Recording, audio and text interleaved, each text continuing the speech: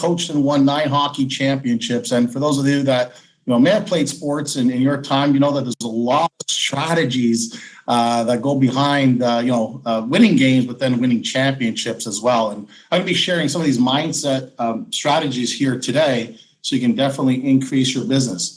I'm going to be talking about 3 specific things here today. It's going to really help you. Number 1, you discover what is stopping you from earning a high 6-figure income. Number 2, you're going to learn specific strategies to break through these mindset barriers to increase your sales. In fact, I'm going to give you 11 golden nuggets. So please make sure you got a pen, you got some paper, because I really want to deliver the value that you came here for. And number 3, really creating new possibilities for your life, for your business, and of course, your business life. As we know, it's not in compartments, it's all into one. So all these strategies here, I've learned from many, many great people, celebrities out there. Learning strategies from Les Brown, Tony Robbins. I spent a lot of time, whether being coached by his people and coached several strategy sessions with one of his senior business departments as well. But learning a lot of the strategies from mindset. And then Bob Proctor on the far right-hand corner taught me a lot about the law of attraction and all that. And then Brian Tracy on the bottom left corner there, good friends with Michael Tracy, his son. And really just looking about sales and influence, and Jack Canfield right in the middle, right in the bottom there, learning a lot of the strategies on what it takes to really just to be a good human being. I mean, Jack is phenomenal, in terms of everything that he does, from writing the Chicken Soup for the Soul series, et cetera, being in The Secret.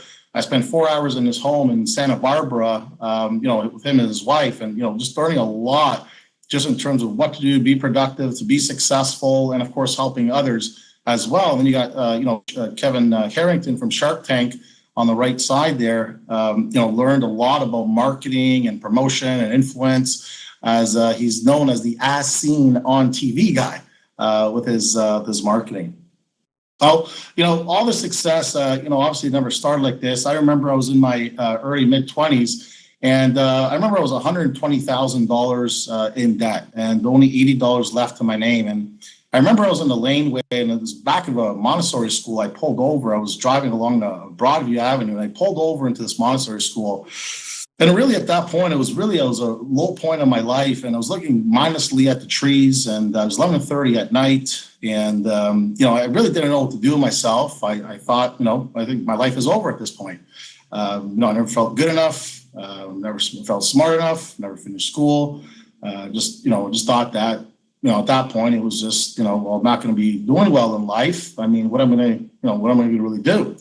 And I remember 11:30, it was 11:40 after that, pulled over to my parents' house. They were just a few minutes down the block. And when I was there, I knocked on my parents' door. I lived in a 3-bedroom bungalow. Actually, they still live there today.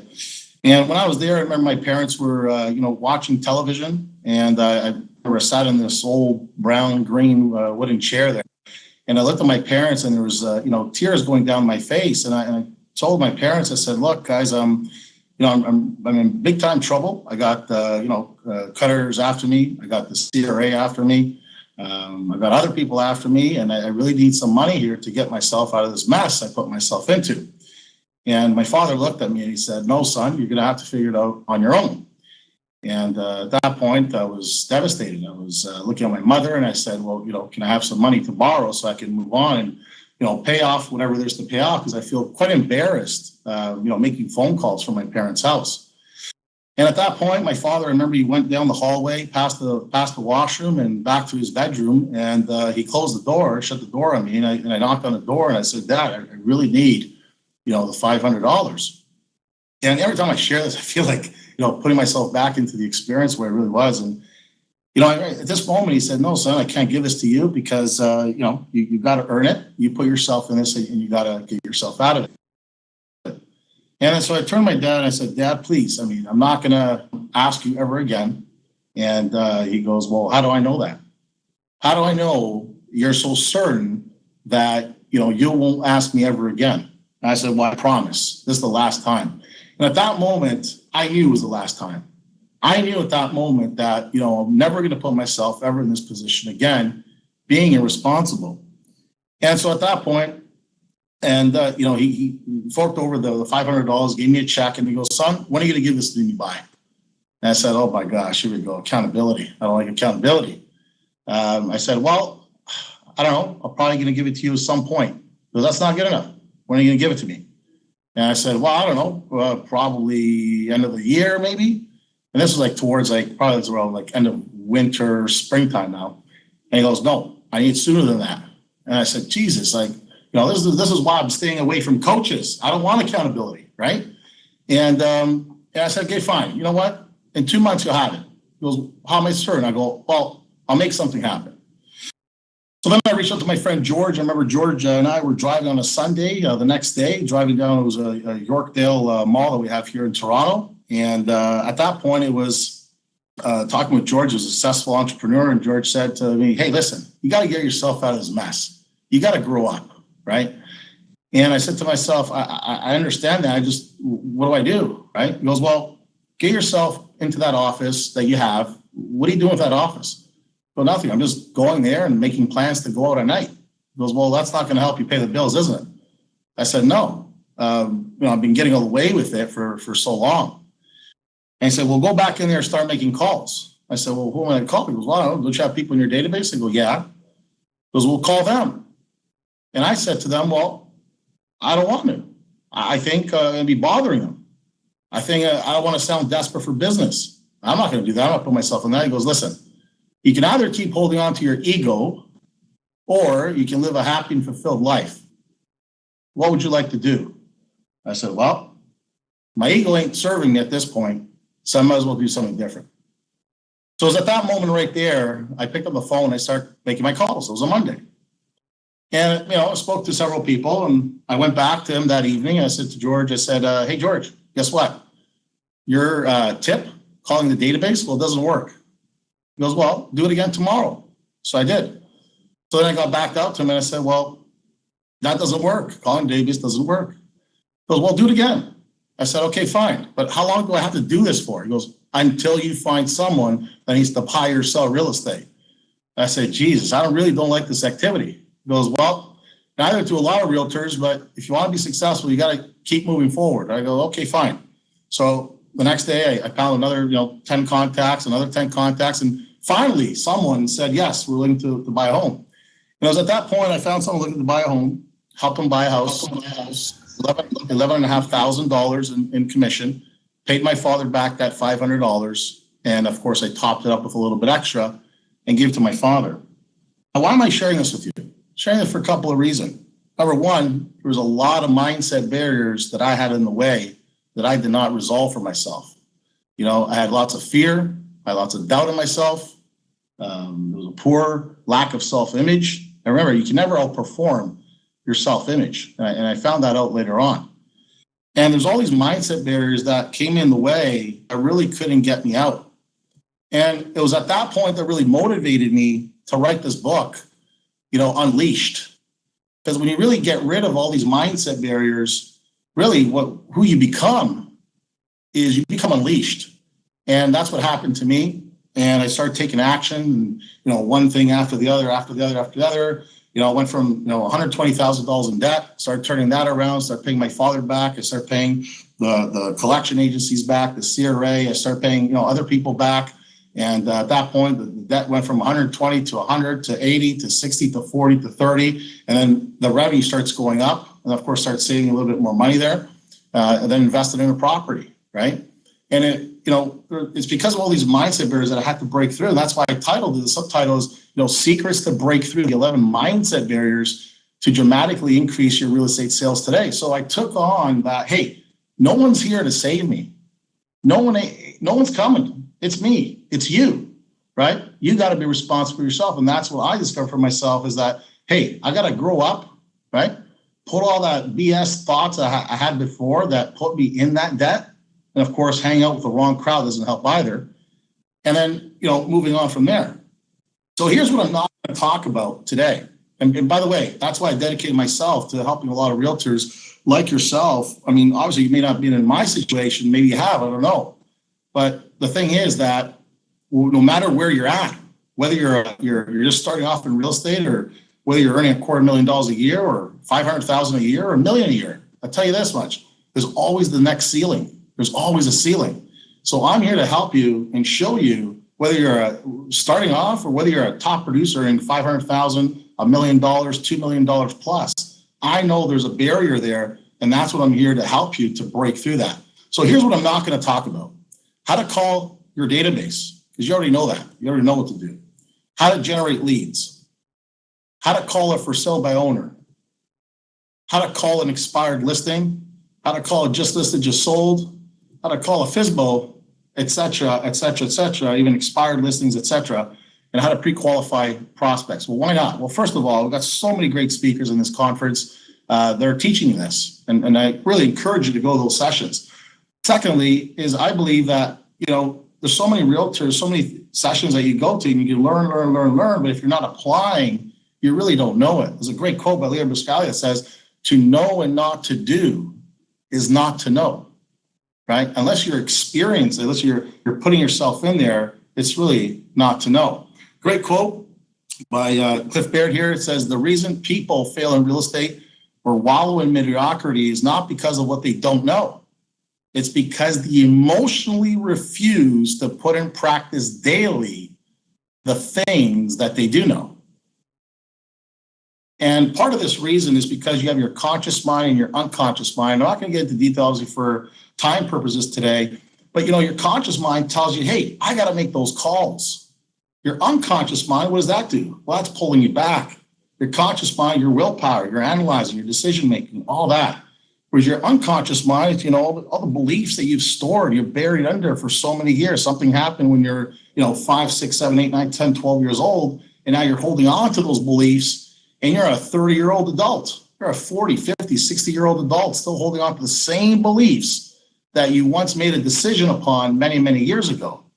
And these are all the habits, the identity, the imagination, the tuition, your confidence, your self-worth values. I mean, all of it's stored in there. And that's why I'm going to share with you today the 11 golden nuggets. And please do write down the points, because I'm here to help you to save a lot of money. But before we get into that, I want to do a quick exercise with you and to find out, first of all, where is your money leaking from? Yes, where is your money leaking from? I remember doing this exercise many, many, many years ago, and it really made another difference in my life. And that's why I'm going to share with you, out of all the exercises that I got, hundreds of them. But I thought I'd pull this one out for you because I really want you to see where you're at, what is missing for you, not what is wrong, but really what is missing for you. That way you can really shift things around for yourself. So here's what I want you to do. I want you to write out, how many sales are you losing out per year by not calling your entire database at least 4 times per year? Just on a piece of paper, you can write that down. And, how many sales are you missing out by not calling your entire database at least 4 times per year? How many sales are you missing out on, you're losing out on by not following up on your leads consistently? So all the leads that are coming in, if you were to consistently, persistently be on them, how many sales would you actually earn? But in this case, how many are you missing out on because you're not being consistent and persistent enough? Is it 5? Is it 10? Is it 15? How about not calling around your listings? So anytime that you've personally put up a listing, how many times are you missing? How many sales are you missing out? How many other listings are you missing out by not at least calling or knocking around that area? So many times I drive by neighborhoods, I drive by streets, and I see, there's ABC Realty on one lawn. Then I see, Remax or, Coldwell Banker, and I see Century 21. I mean, all great companies. I mean, ABC I just made up, you know what I mean? But the other 3, great companies, but I'm saying, I'm like, wow, someone never knocked, someone never called the others, right? Then I see across the street, Chestnut Park, I see, Coldwell, whatever the case may be. Again, how many are you missing out by not calling around your listings? Number 4, how many sales are you losing out by not calling around, for sale by owners? I know in some markets there's 5, 10, 15 a week for sale by owners coming up. These are orphans looking for a home, right? They're raising their hand. They're like, hey, save me, pick me, here I am. You don't have to knock on, 1,000 doors to find one prospect. It's like there, you call that number, they're looking to get their home sold. So how many sales are you missing out on by not calling around the for sale by owners? Last one here is how many homes are you losing out on? How many sales by not calling around expired listings? So here's what I want you to do. I want you to tally up the sales and put in the chat, how many listings or how many sales are you missing out per year by not calling around or not knocking around these sources? I want you to type in the chat there. Let's see some numbers.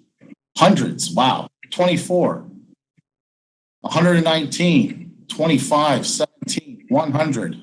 My goodness. Oh, wow, a lot, too many. 150, Doug Harrington. Wow. Wow. So here's what I want you to do. I want you to multiply this by your average commission check. Multiply the number of sales. I understand the calculators need to come out now. But keep it simple, whether it's 10,000, 15, or 20,000. No. What's that number? You multiply by your average commission check.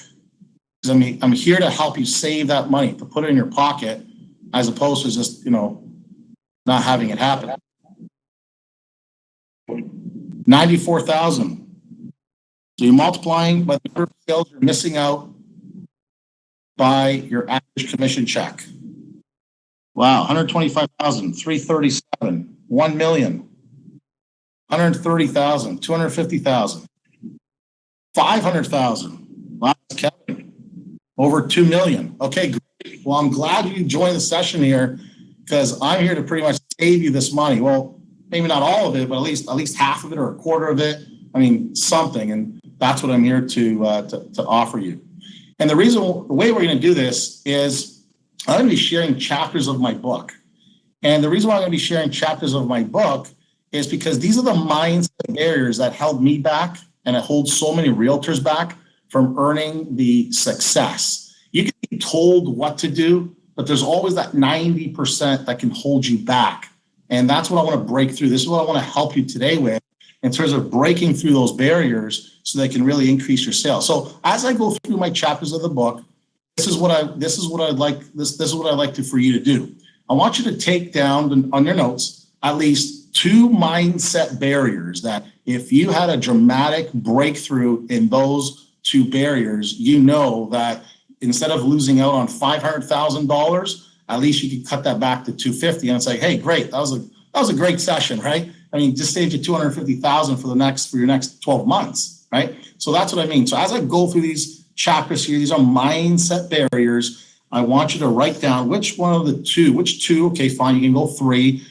Some people have said, 2 and 3. So here we go. The first one is, crushing complacency to boost your motivation. Now, complacency is also said, it's a disease of the human spirit. Now, I had this disease because I had no goals. I was like a ship in the ocean without a rudder, just allowing the wind to hit me and blowing whichever direction. I was going north, west, east side. I didn't know where I was going. In fact, I was spinning and going in circles. And there's a great quote here by Robert Heinlein that says, in the absence of clearly defined goals, we become strangely loyal to performing daily trivia until ultimately we become enslaved by it. So what I was doing is I was playing daily trivia with my business. I had no schedule. I had no goals. There was nothing that was pulling me forward. Not being pushed, but there was nothing pulling me forward. And that is my tip for you today. So I'm going to give you a tip on every chapter. So I want you to write this down because I really want you to take action here. And I would love some success stories, whether it's a week from now, a month from now, whatever the case may be. I'd love to hear some great successes here. So, what I learned is you got to put something at stake. What are you putting at stake that's so meaningful and worthwhile to you? Now, I'm not saying go out there and, buy a car because that may not be so meaningful or worthwhile to you. But what is it? Is it you want to put your children in the best school possible? Is it that you finally want to take your loved one, your spouse, to that magical place that you've always thought was possible, always was there, but you never thought that was possible? Like, what is it that's so meaningful and worthwhile to you? That's what I'm going to give you that tip there is put something at stake. And by the way, you get my copy of my book, which I'm going to give you a way you get it for free today. That way you can really you grow and expand your business. So the next one here is chapter 2 on disrupt your distractions. I mean, how many times are you out there looking to do something and distractions comes into play.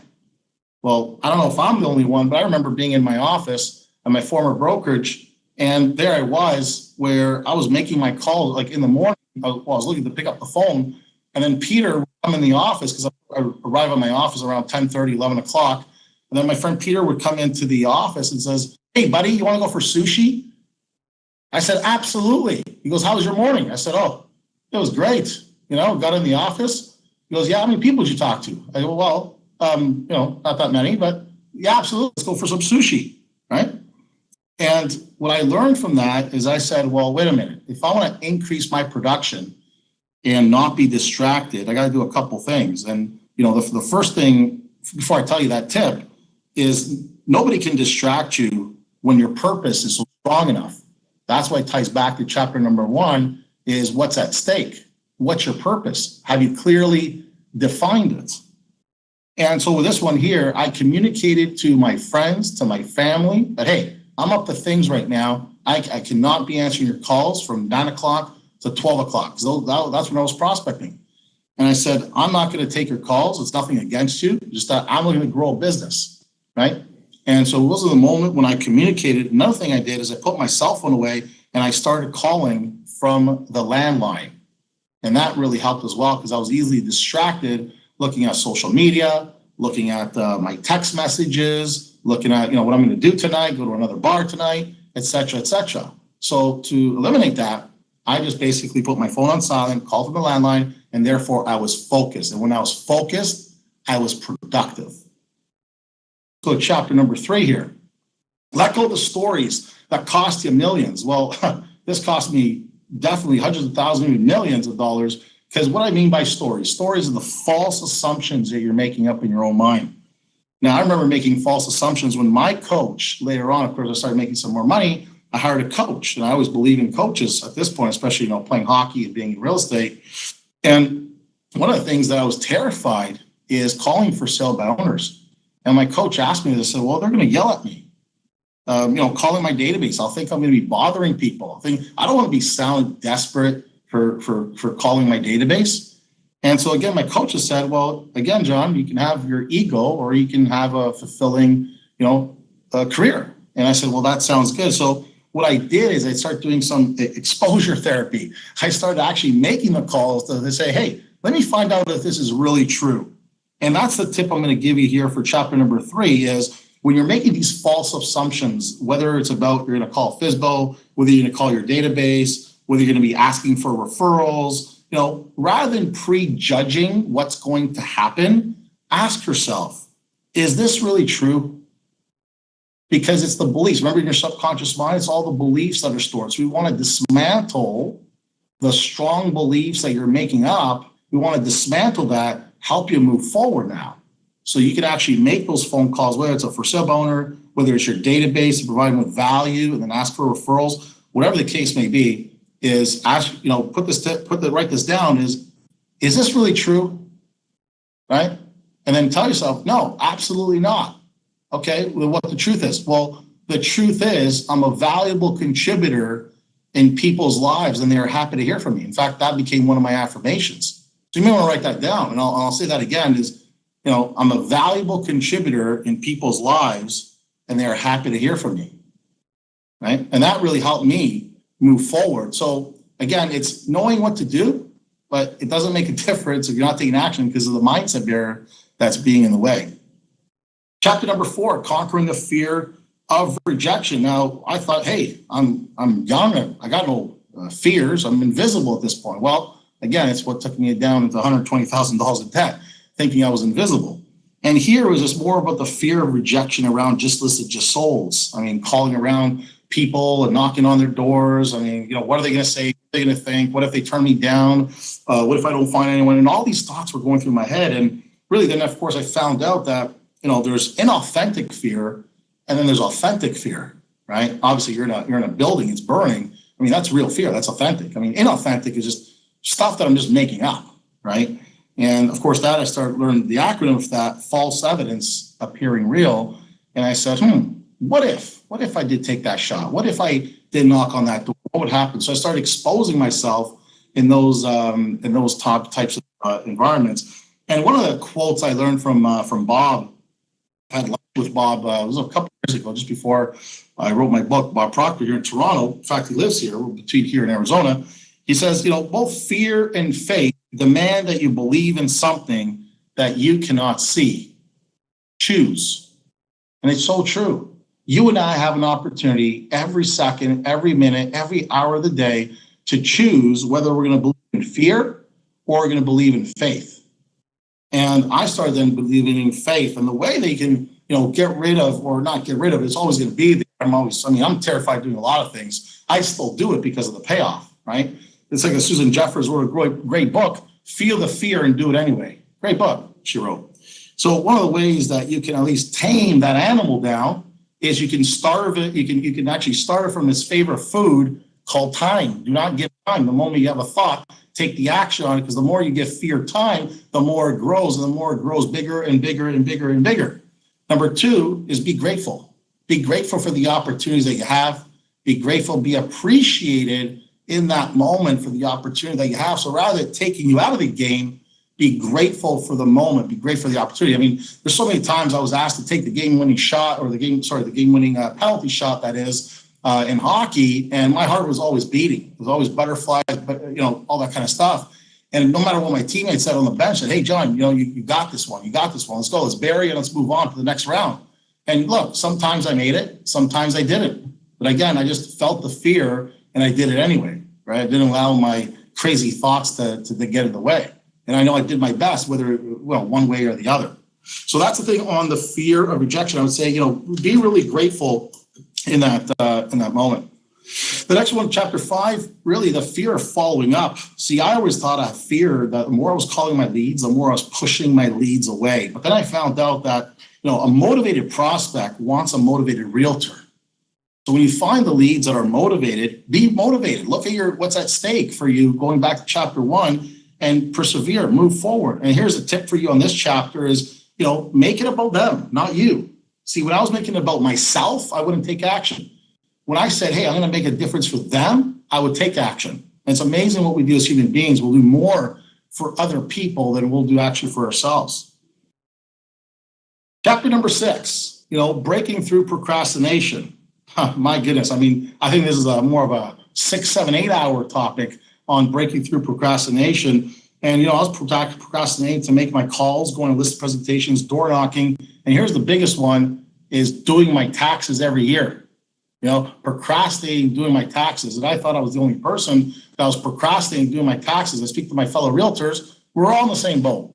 Well, of course, I had to change that around. And there's 2 great quotes I like on procrastination, is that, procrastination is the grave in which opportunity is buried. And the other one is procrastination is like a credit card. It's a lot of fun until you get that bill, right? So one thing that motivated me to break through procrastination is always being ahead. I love being ahead. I love being in first place. I mean, I come from a competitive sports background. So I turn this around as a strategy for myself. And I start saying to myself, I love when I take action easily and I'm ahead now. And that thought for me motivates me. What's the thought for you that can motivate you to break through the procrastination? Chapter number 7, stop making your priorities optional. As a realtor, you have priorities. That there's things that you got to do every single day. For me, I didn't want to be responsible. Well, I found out that responsibility pays off big time. Okay. And it's not responsibility as this big burden, but a responsibility as, I'm the cause of the matter. I'm the cause of moving forward. I'm the cause of creating an abundant lifestyle for myself and my loved ones. So what I did here, and here's the tip for this chapter, is I went from negotiating with myself to creating non-negotiables. Right? So what are the non-negotiables that you can have on a daily basis that instead of leaking out 100, 300, 500,000 I saw here that you wrote down, that when you have non-negotiables, that can actually really help you in terms of being a lot more productive. Chapter 8, overpowering your creative avoidance behavior. Now, again, I was pushing paper around, making sure the cord on my telephone, my landline was straight. Probably I'm connecting with some perfectionist probably here in the room. But that was me. I was constantly, making sure the cord was correct, make sure my phone was clean. It was like this major OCD, anything to resist and not make phone calls.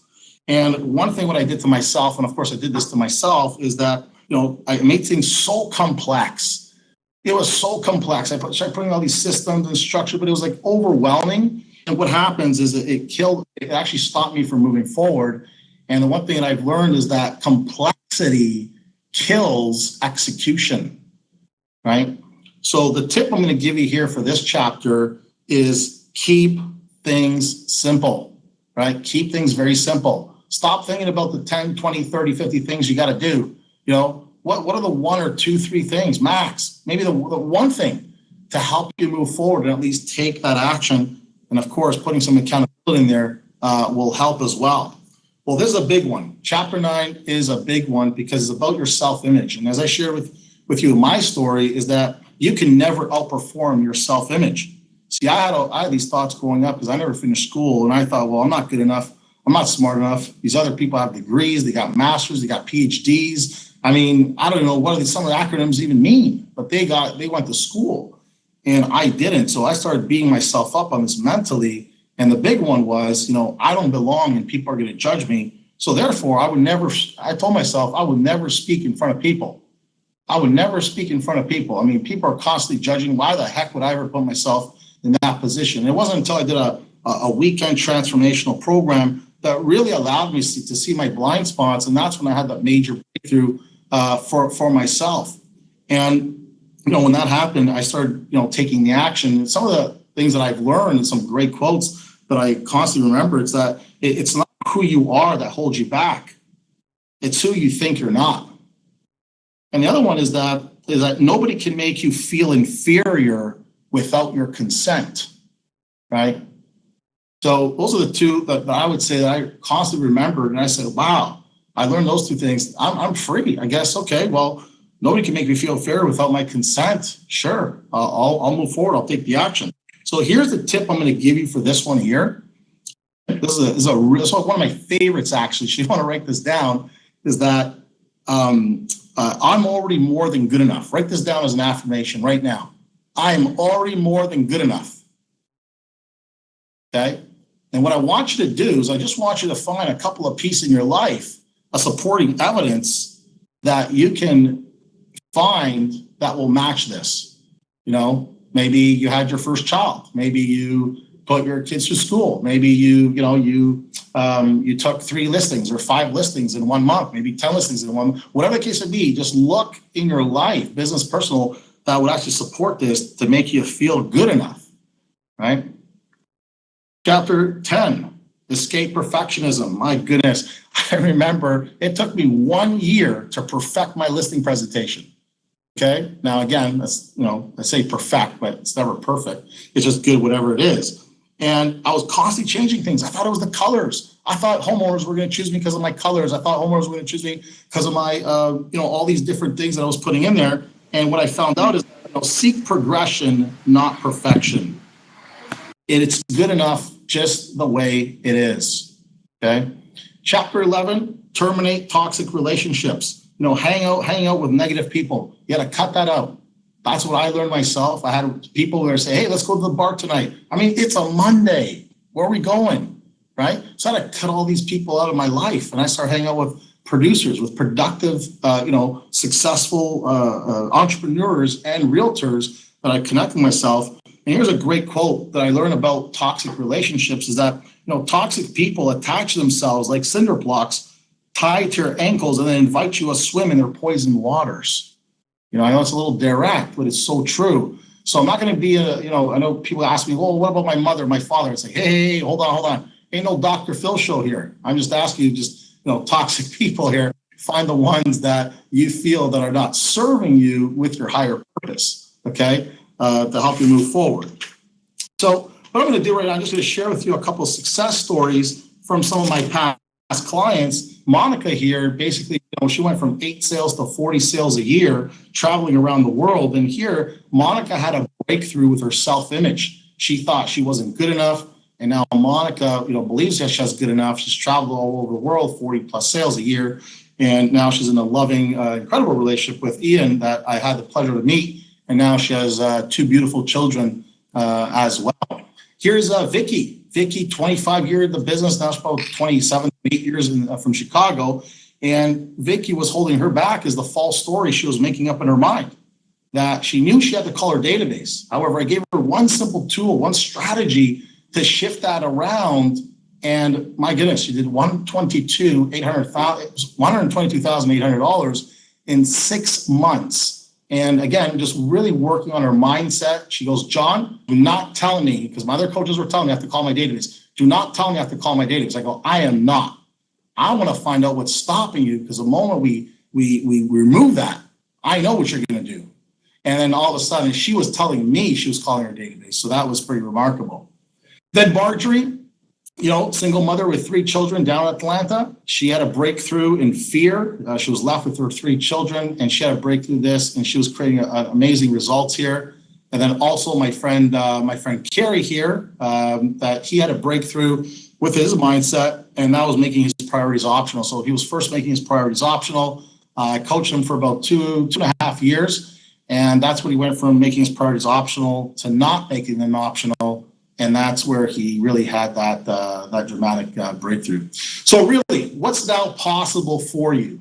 What do you see is possible for you? So that's what I want you to write those from the 11 mindset barriers that you saw there. Which, 2 or 3, you have a breakthrough with that. What can really make a difference for you? Like, how much more money can you put in your pocket, in the bank? How many people can you serve that you can help? What's now possible for you? I want you to write that down. And here's what I'm going to provide with you. I'm going to provide with you a free strategy session for those of you who are interested. It's only going to be available for the first 10 people who are in this room. As you can see, I cannot provide 336 one-on-one sessions. That would be just insane. That would be just crazy. But here's what we're going to be covering on that session is that you and I are going to do is identify and transform the limiting beliefs that held you back and increase your sales. And then, review your business to give you ideas to help you put a system and structure in place and really provide you with specific ideas to take additional listings per year. And what you're going to be walking away with is a clear step-by-step blueprint by adding these 10 to 15 more sales to your business. Number 2 here is you're going to gain clarity. That's a huge one to really, whatever's holding you back, and renew the power to break through them. And a high increase in motivation and positive energy. Feel refreshed about your real estate business. And again, I'm having for the first 10 people, if you want to email me there, it's john@thebookunleashed.com. That's john@thebookunleashed.com. And you can go there, send me an email saying, hey, you know what? I was at your seminar here today because I get, several requests here, but just tell me where you came from and I'll make that a priority. But again, I can make it available to the first 10 people there. If you want to download my book, it's free. Just go to thebookunleashed.com and you get a free download. It's also on Amazon available. But here you go. These are the 2 gifts that I'm providing you, the strategy session and a copy of my book here. If you want to go on Amazon, you want a physical copy, great. But if you also want a downloadable version, you want it right now, then go ahead, because you're going to learn so many other strategies that I put in the book for you there. And go on my YouTube channel. Go to John Toublaris. Please subscribe, ring the notification bells. I always put some great mindset tools and videos up there for you to really break through and elevate your performance here. So thank you very, very much. You guys are awesome. I love the participation here. I'm very blessed and thankful to serve, and of course, everyone here at EXP and all the speakers. I just want to acknowledge and the tech and everyone that's been here and been so supportive and helpful. I really, really appreciate you. So at this point, just want to know if there's any questions, and I'd love to answer them for you.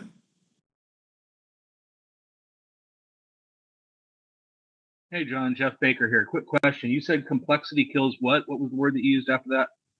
Complexity kills execution. Perfect. Thank you very much. You're welcome. How do we get the book again? Yeah, go to thebookunleashed.com. Thebookunleashed.com. So you can go either to john.toublaris@exprealty.com or john@thebookunleashed.com. And that's where you can get a free copy of the book. And that's the website. So let's see if there's any questions here. The download doesn't seem to be working. Okay, if it doesn't work, just send me an email and just say you would like a free copy of my book, and I will send it your way. Okay, thank you. You're welcome.